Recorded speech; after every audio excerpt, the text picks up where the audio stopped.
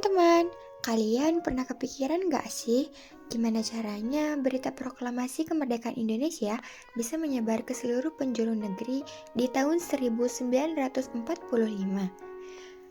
Kan waktu itu belum ada internet, bahkan TV pun belum ada. Tapi kok bisa ya berita proklamasi kemerdekaan Indonesia menyebar ke seluruh pelosok negeri? Nah, di video ini kita bakal ngebahas gimana sih rakyat Indonesia menyebarkan kabar kemerdekaan. Pastinya penuh perjuangan. Nah, jadi sebelum Indonesia merdeka, kita pernah loh dijajah Jepang selama 3,5 tahun. Tapi di tahun 1945, Jepang kalah dan rakyat Indonesia udah gak sabar nih buat merdeka. Dan pada akhirnya, pada tanggal 17 Agustus 1945, sekitar jam 10 pagi, Insinyur Soekarno dan Muhammad Hatta membacakan teks proklamasi kemerdekaan Indonesia di Jalan Pegangsaan Timur nomor 56 di Jakarta. Tapi sayangnya karena situasi yang masih gak aman dan hanya beberapa orang aja yang datang, jadi tantangannya gimana sih cara berita proklamasi ini bisa menyebar ke seluruh rakyat Indonesia? Jadi langkah pertama yang diambil itu oleh para pemuda Menteng 31. Tokohnya itu ada Adam Malik, Chairul Saleh, Wikana, dan Subadio. Mereka itu langsung mengetik ulang teks proklamasi memakai mesin stentil. Lalu mereka menyebarkannya secara diam-diam pasar, sekolah, hingga masjid. Kemudian tak lama setelah itu, media massa mulai mengambil alih.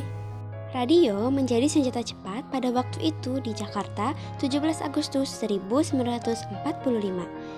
Berita kemerdekaan disiarkan oleh Yusuf Ronodipuro melalui radio Jepang, Husokyoku, pada 7 malam. Namun, siarannya langsung dihentikan oleh tentara Jepang karena dianggap berbahaya.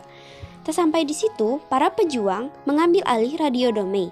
Tim Radio Domei oleh F. Wuj dan Waidan Palenewen langsung gerak diam-diam. Mereka siaran ulang proklamasi tiap 30 menit sekali.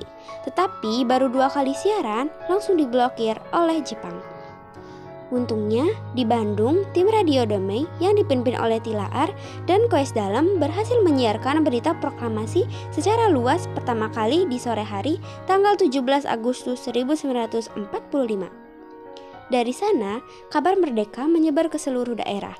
Nah, dari situ, berita disambungkan lagi lewat radio-radio lokal, surat kabar, bahkan langsung dari mulut ke mulut lewat para pemuda dan tokoh masyarakat. Besoknya, tanggal 18 Agustus 1945, koran Suara Asia dari Surabaya dan Jahaja dari Bandung jadi yang pertama memuat teks proklamasi. Kantor berita Domei juga mengirimkan teks proklamasi lewat sandi Morse ke daerah-daerah, termasuk ke Surabaya dan Bandung.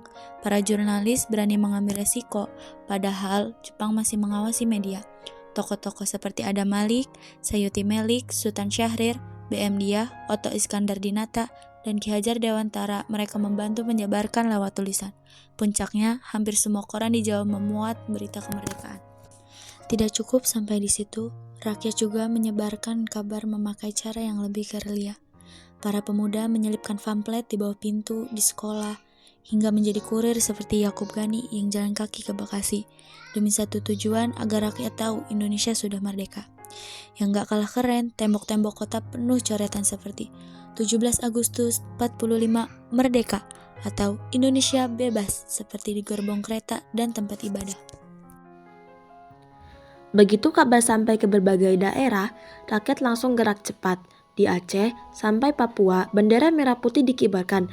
Guru-guru taman siswa di bawah Ki Hajar Dewantara bahkan membuat pawai sepeda keliling kota untuk menyebarkan berita kemerdekaan.